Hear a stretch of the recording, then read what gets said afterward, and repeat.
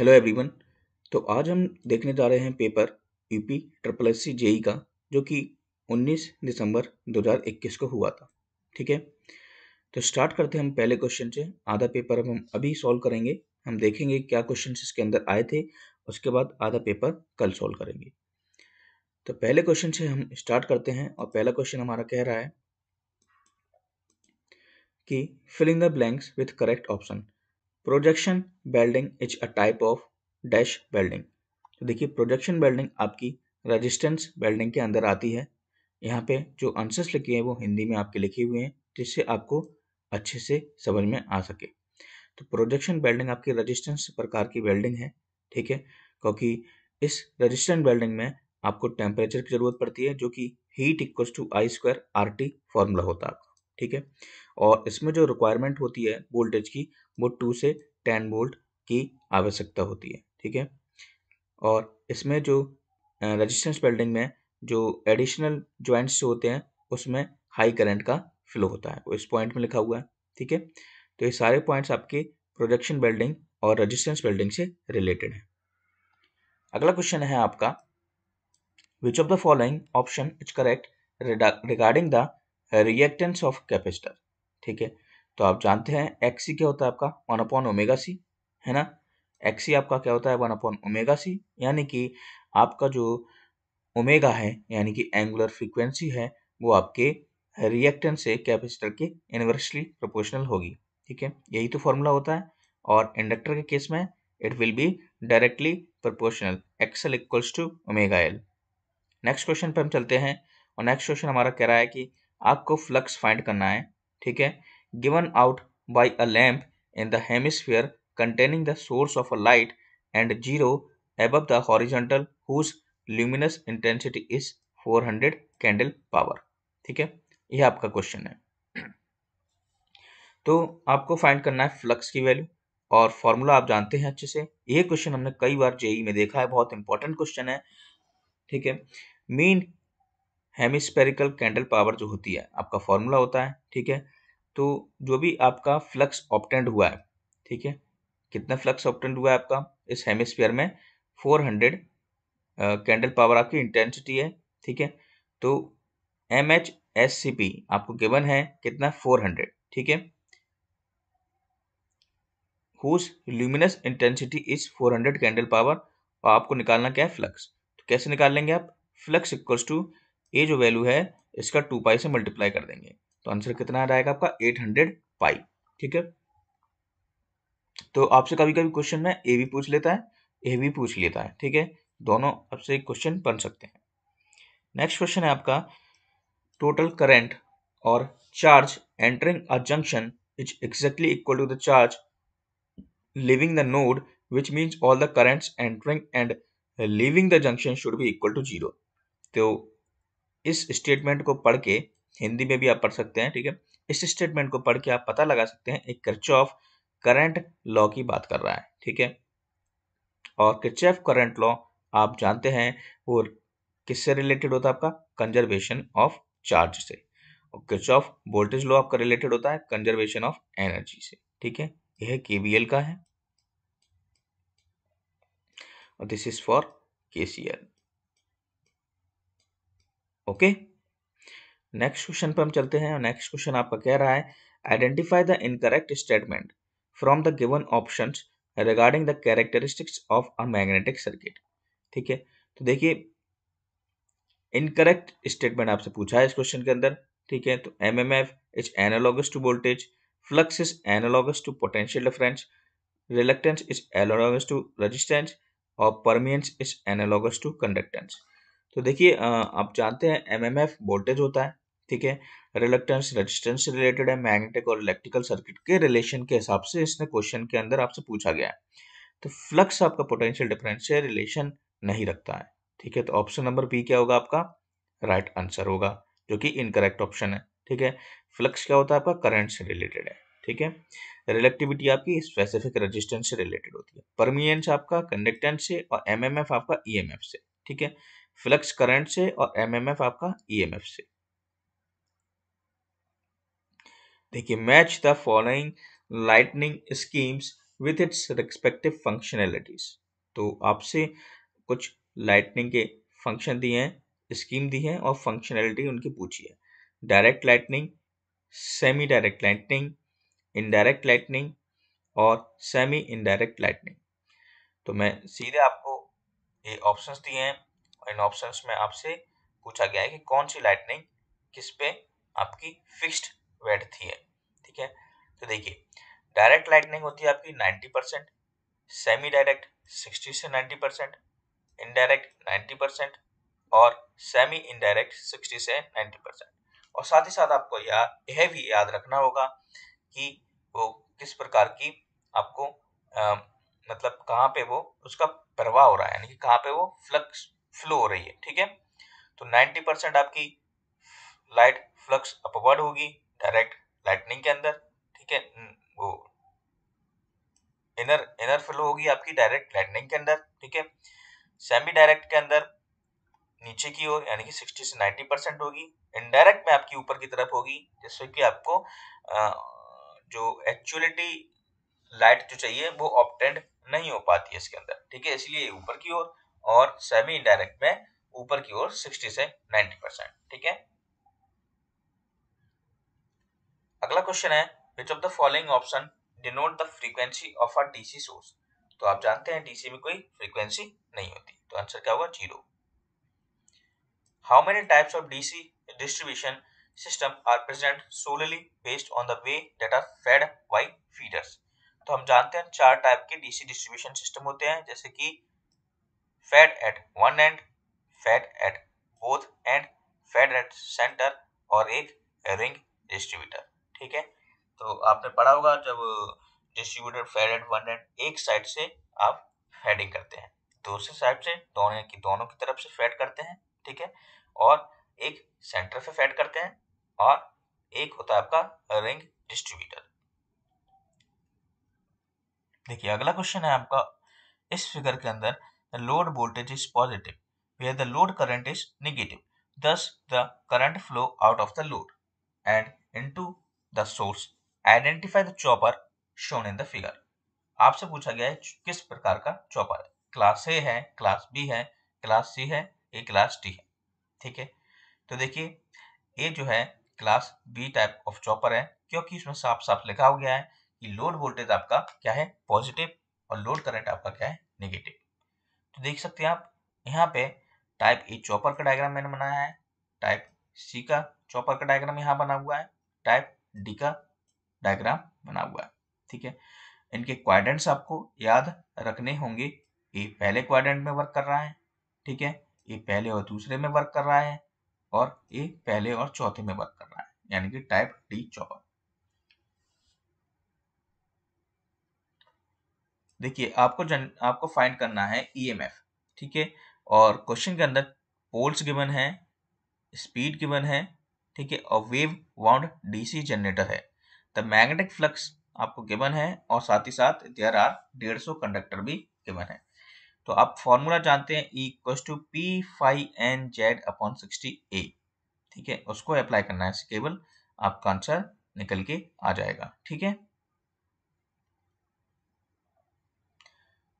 Question में बोल रहा है कि consider two wire of same length and made up of same material, the radius of first wire is twice as that of second wire, find the ratio of resistance.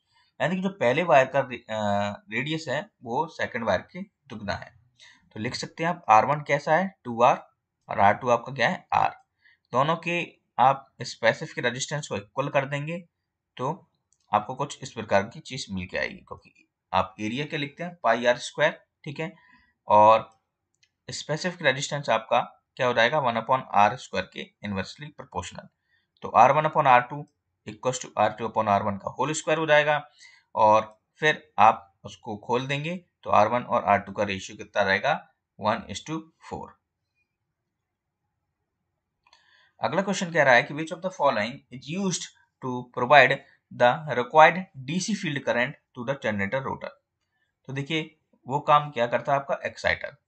Generator rotor को DC field current कौन provide करता है? Exciter. ठीक है, तो exciter की help से हम करंट को प्रोवाइड करते हैं। देखिए कुछ पॉइंट्स यहाँ पे लिखे हुए हैं induction motor, squirrel cage induction motor के बारे में।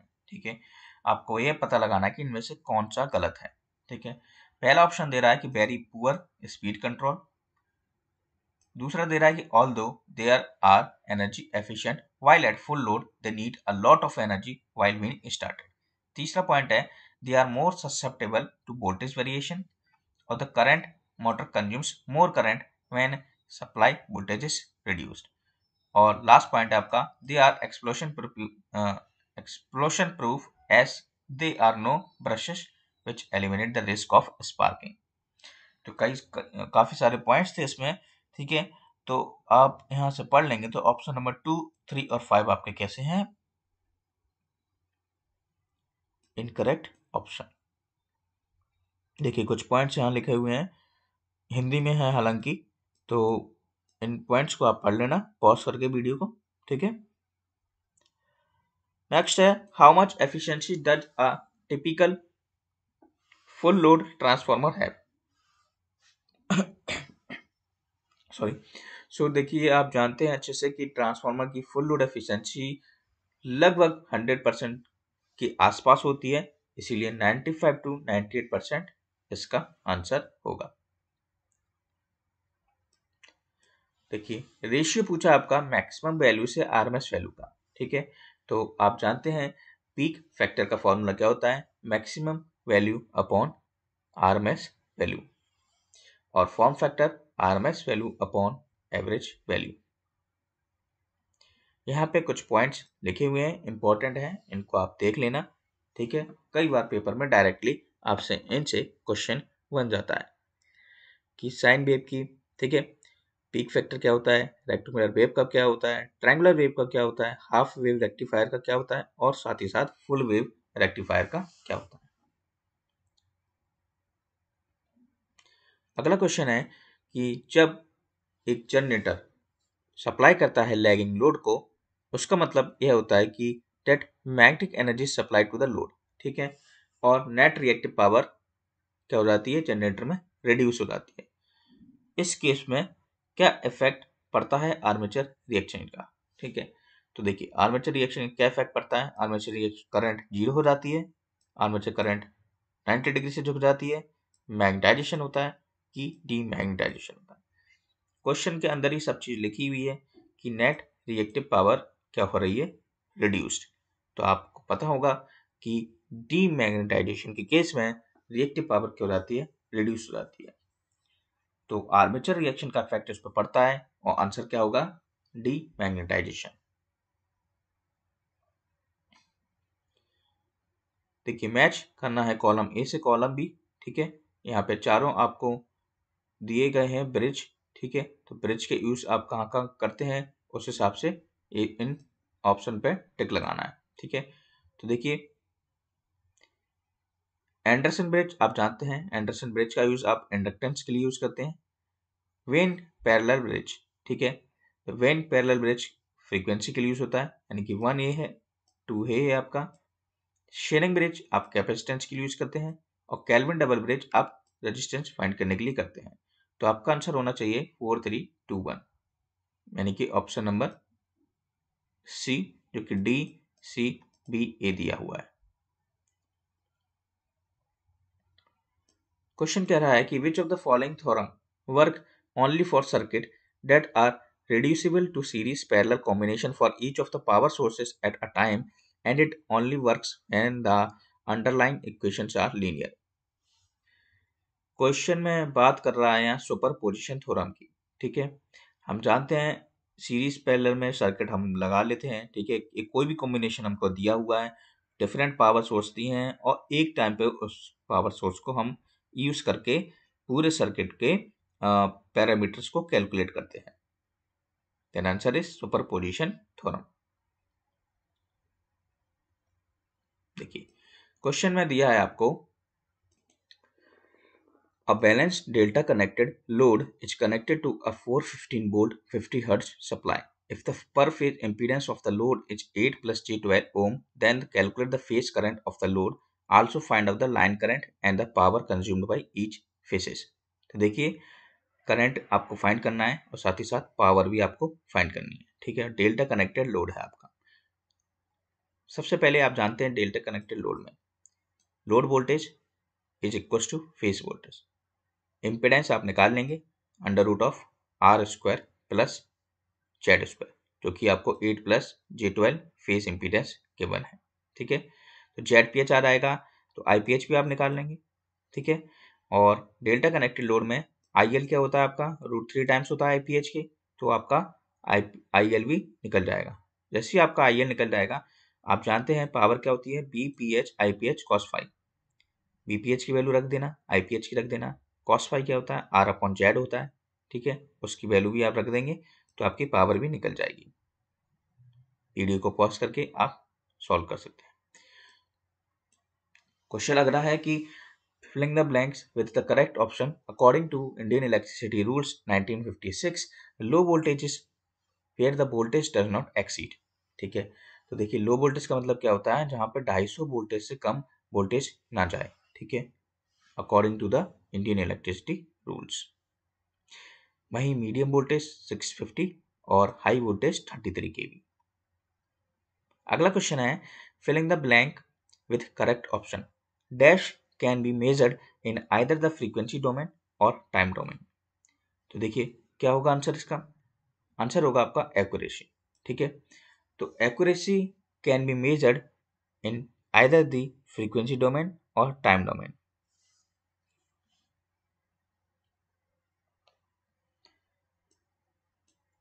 देखिए क्वेश्चन के अंदर आपसे पूछा गया है रेटिंग के बारे में, और ये हमने एक वीडियो बनाया था सर्किट ब्रेकर की रेटिंग के बारे में। उस वीडियो को आप जाके वीडियो सेक्शंस में देख सकते हैं या फिर लिख सकते हैं circuit breaker SSCEE junction YouTube पे। तो 15 kV और 2500 MVA की सर्किट ब्रेकर की रेटिंग होती है, वो होता है आपका वैक्यूम सर्किट ब्रेकर, ठीक है। तो आंसर इसमें क्या होगा, वैक्यूम सर्किट ब्रेकर।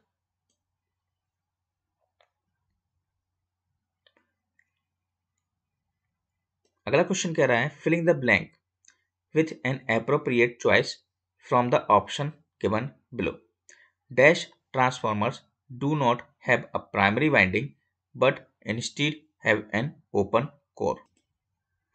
तो देखिए इसका आंसर क्या होगा आपका, बार टाइप, ठीक है। तो बार टाइप के ट्रांसफॉर्मर्स जो होते हैं उनमें प्राइमरी वाइंडिंग नहीं होती है, ठीक है। केवल क्या होता है उसके अंदर ओपन कोर होता है।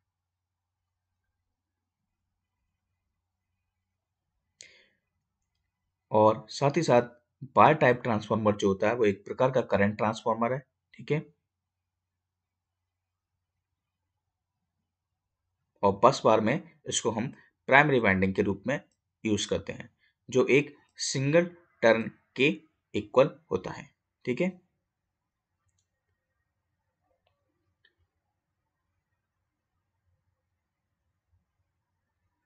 अगला क्वेश्चन कह रहा है कि a process that convert electrical energy into heat energy is known as electrical heating. What are some essentials requirement for a good heating element. तो देखिए गुड हीटिंग एलिमेंट के अंदर आपको high specific resistance, high melting point, high mechanical strength और non corrosive option में given है। तो देखिए चारों ऑप्शन आपके सही होंगे, क्योंकि ये चारों के चारों पैरामीटर्स आपके किसके लिए सही हैं, आपकी इलेक्ट्रिक हीटिंग के लिए उपयोगिता है, ठीक है, उपयोग आते हैं, महत्वपूर्ण पॉइंट है।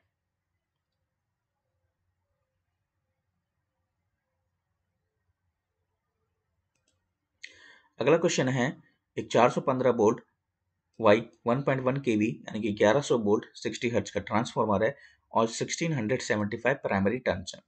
आपको निकालना है सेकेंडरी टर्न्स और निकालना है मैक्सिमम फ्लक्स। तो देखिए वोल्टेज 1 और वोल्टेज 2 यानी कि प्राइमरी और सेकेंडरी वोल्टेज गिवन है, तो आसानी से नंबर ऑफ टर्न्स निकल आएंगे सेकेंडरी साइड के, क्योंकि V1/V2 N1/N2 के बराबर होता है। फिर आप EMF का फॉर्मूला लगा देना 4.445 FMN। देखिए ये आपको अप्लाई करना है। उसके बाद जैसे ही आपका आंसर आ जाएगा N2 4440 उसके बाद आपको अप्लाई करना है ईएमएफ का फॉर्मूला, ठीक है। वहां से आप फ्लक्स की वैल्यू निकाल लेंगे। ये देखिए स्टेटमेंट वाइज क्वेश्चन है आपका, और आपसे स्टेटमेंट पूछे गए हैं। जब सिंगल फेज ट्रांसफार्मर कनेक्ट करते हैं पैरेलल में तो देयर आर 4 कंडीशन होती हैं, ठीक है, फॉर प्रॉपर पैरेलल ऑपरेशन की। लेकिन बट व्हेन 2 और 3 फेज ट्रांसफार्मर पैरेलल करते हैं, there are 2 additional points along with those 4 conditions applied for one phase. या तो फेज सीक्वेंस सेम होना चाहिए, या phase shift between primary and secondary voltage must be the same for all transformer connected in parallel. तो देखिए option में क्या क्या दिया आपको। आप जानते हैं कि पहला कंडीशन बिल्कुल ट्रू है, ठीक है, क्योंकि आप जानते हैं फेज सीक्वेंस हमारे सेम होना चाहिए। और जो भी फेज शिफ्ट होता है बिटवीन प्राइमरी और सेकेंडरी वोल्टेज, उनको भी क्या होना चाहिए, सेम। जितने भी कनेक्टेड है हमारे ट्रांसफार्मर पैरेलल कंडीशन में। तो स्टेटमेंट 1 एंड 2 क्या है आपके, दोनों के दोनों सही है। क्वेश्चन अगला कह रहा है कि एक ऑल्टरनेटिंग करंट है जिसका इंस्टेंटेनियस वैल्यू दी है 20 एम्पियर आफ्टर इतने seconds passing the zero and frequency of 120 hertz. Calculate the maximum value of this alternating current. Assume the time is counting from zero and it start moving towards the positive side. तो देखिए इसको कैसे आप calculate करेंगे। I equal to I M sine omega T, ठीक है, T given है, F आपको गिवन है, ठीक है। वहां से आप आई एम की वैल्यू निकाल लोगे। आई की वैल्यू गिवन है, आई एम आपको निकालना है, और साइन 2π/ft ये रहा आपका। वीडियो को पॉज करके क्वेश्चन को पढ़ें, लगाएं और फिर आंसर को देखें।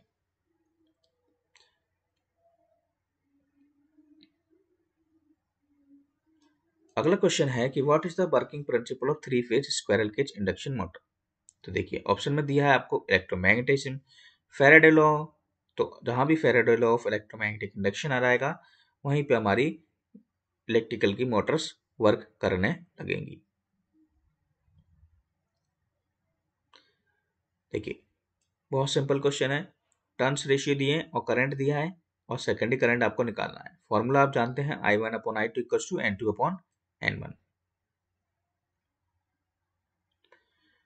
आपको आइडेंटिफाई करना है ऐसा डिवाइस जो कि वोल्टेज को रेगुलेट करता है हमारे इलेक्ट्रिकल सिस्टम में। तो आप जानते हैं वो आपका रेगुलेटर कौन सी चीज कहलाती है, वो होती है आपकी जेनर डायोड।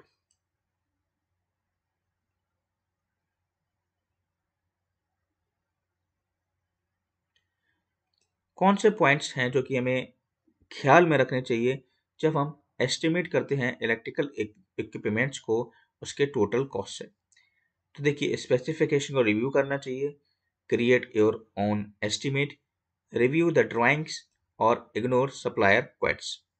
तो ये कि जितने भी ऑप्शन दिए हैं ये सारे के सारे क्या है आपके इंपॉर्टेंट हैं, ठीक है।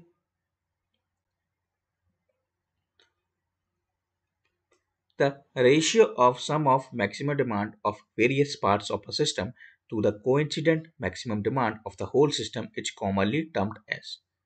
तो देखिए maximum demand upon maximum demand of whole system उसको कहा जाता है डाइवर्सिटी फैक्टर। तो देखिए जो भी load factor, plant factor, diversity factor, ठीक है, पावर फैक्टर, इनसे जो क्वेश्चन आता है हमेशा एक ना एक क्वेश्चन आपके जेई के पेपर में जरूर दिखता है।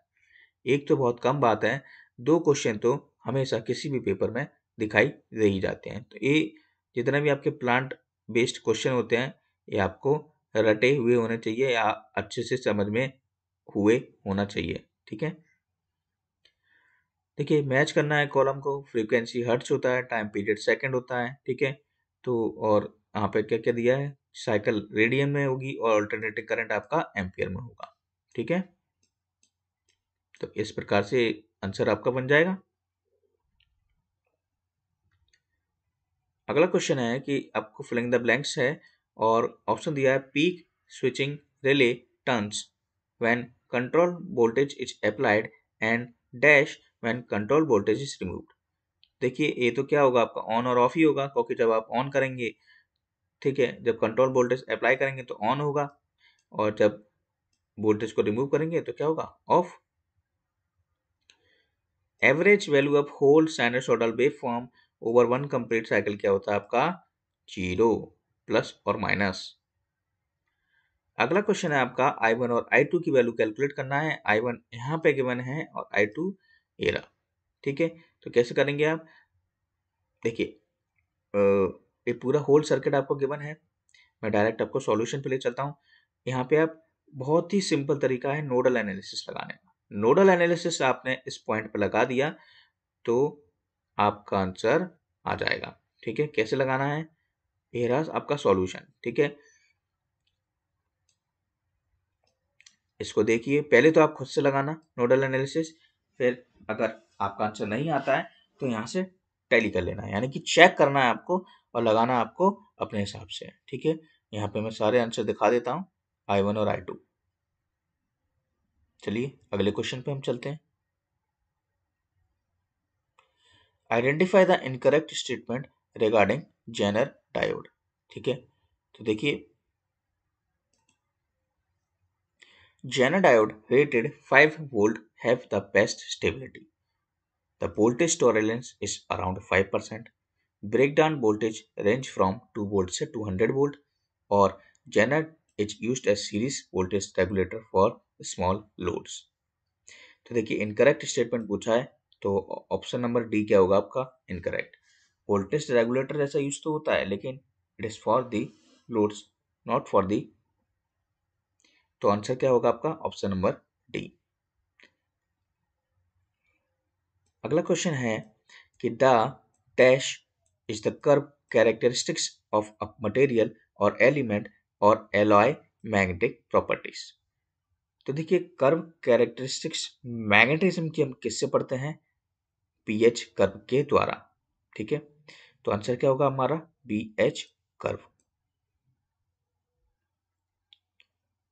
विच of the following losses occur due to induction of current in a DC machine.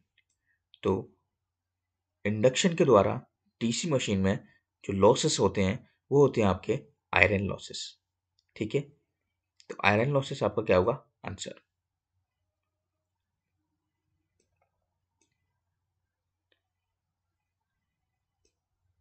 In which of the following cases we can use excitation control method for voltage control. Excitation control method को हम short transmission line में use कर सकते हैं। ठीक है, तो answer क्या होगा शॉर्ट लाइंस। शॉर्ट लाइंस की स्थिति में आप जानते हैं एक्साइटेशन कंट्रोल मेथड को यूज करते हैं क्योंकि इसकी जो लेंथ होती है वो 80 किलोमीटर तक होती है और वोल्टेज 20 केवी तक होता है, तो इसमें बहुत आसान होता है एक्साइटेशन प्रोवाइड करवाना। ठीक है, उस कंट्रोल को प्रोवाइड कराना बहुत ही आसान होता है, इसीलिए आंसर क्या होगा इसका ऑप्शन नंबर ए। और साथ ही साथ इसमें चार्जिंग इफेक्ट नेग्लिजिबल होता है। ठीक है, तो इसीलिए आंसर ए माना गया है। देखिए सिंपल सा इम्पीडेंस आपको फाइंड करना है, रेजिस्टेंस गिवन है, इंडक्टेंस रिएक्टेंस गिवन है और कैपेसिटेंस रिएक्टेंस प्रोवाइड है। तो Z equals to under root of R square plus XL minus XC का whole square.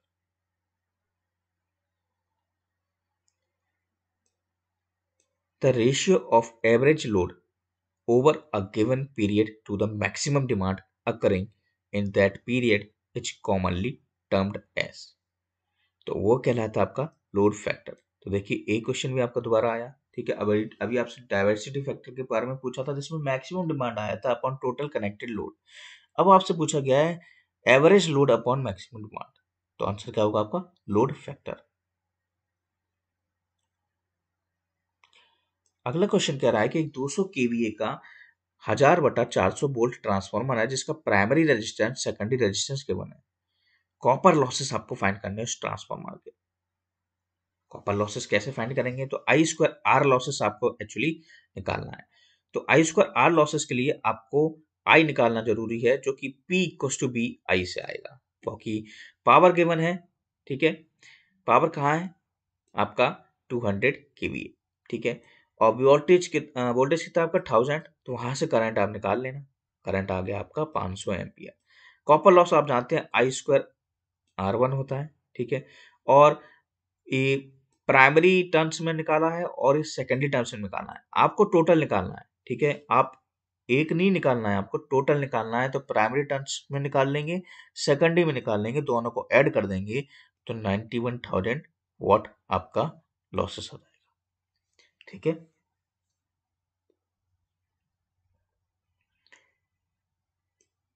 which of these when added to copper increases its tensile strength by 50%? देखिए cadmium को जब आप जोड़ देते हैं कॉपर के साथ तो उसकी टेंसाइल स्ट्रेंथ जो होती है वो 50% की हो जाती है, इंक्रीज हो जाती है। देखिए क्वेश्चन कह रहा है कि there are two lamps with resistance 120 ohm and 60 ohm each, what will be the value of the power drawn by them if they are connected to a 250 volt outlet. तो बहुत सिंपल सा question है, आपको केवल power drawn निकालना है और ए आपको क्वेश्चन के अंदर गिवन है, P equals to P1 P2 आपको अप्लाई करना है, B square upon R1 plus B square upon R2 आपको कर देना है। आपका आंसर क्या आएगा 1440 वाट। ये फिगर जो आपको दिख रहा है ये क्या शो कर रहा है, IGBT है, मॉसफेट है, थायरिस्टर है कि BJT। तो देखिए इसके टर्मिनल्स देखिए, गेट है, कलेक्टर है और एमीटर है। तो आंसर क्या होगा आपका IGBT, ठीक है। तो IGBT में आपका गेट, कलेक्टर और एमीटर होते हैं, ठीक है। और BJT और मॉसफेट का एक कॉम्बिनेशन होता है। ये क्वेश्चन बहुत इंपॉर्टेंट है, इसको भी आपको अच्छे से देखना है। The number of stator teeth in a variable reluctance stepper motor is 16 and the number of rotor teeth is 8, calculate the stepping angle of the motor. कई बार ये क्वेश्चन पूछा गया है अलग अलग एग्जाम्स में। तो स्टेपिंग एंगल आपको फाइंड करना है मोटर का। और देखिए NS16 है स्टेटर का और रोटर का तीत है 8 और फॉर्मूला होता है NS minus NR upon NS into NR into 360 degree. याद कर लीजिए formula NS minus NR upon NS NR into 360 degree. आपका आंसर अल्फा की वैल्यू आ जाएगी, यानी कि स्टेप एंगल। एक सर्किट है जिसमें 5 कैपेसिटर पैरेलल में कनेक्टेड है, ऑन की सारी वैल्यू गिवन है, पैरेलल में कनेक्टेड है तो सारी की सारी वैल्यूज को ऐड कर देना, ठीक है। अगला है which one of the following is true for the balance 3 face star connected load. तो लाइन वोल्टेज क्या होता है स्टार कनेक्टेड में, √3 टाइम्स ऑफ फेस वोल्टेज। अगला क्वेश्चन है कि कौन सा इलेक्ट्रिकल इक्विपमेंट है जो कि हाई पास फिल्टर के लिए यूज होता है, कैपेसिटर, इंडक्टर, ट्रांजिस्टर और एम्पलीफायर। तो हाई पास फिल्टर में केवल और केवल कौन सा एलिमेंट यूज होगा, आपका कैपेसिटर। तो ओनली वन आपका क्या होगा राइट आंसर। तो ये कुछ क्वेश्चंस थे जो कि EP triple S C JE से मैंने लिए हैं, ठीक है। कुछ क्वेश्चंस और बचे हैं इस पेपर में, लगभग 125 क्वेश्चंस टोटल थे जिसमें से लगभग हम 60 के करीब कर चुके हैं। अगले पार्ट तक वेट कीजिए, तब तक मैं उसको लेता हूँ। और अगर वीडियो थोड़ा लेट मतलब आपको ज़्यादा टाइम लग रहा है इस वीडियो के अंदर तो आप स्पीड बढ़ा के आसानी से इस वीडियो को देख सकते हैं, ठीक है।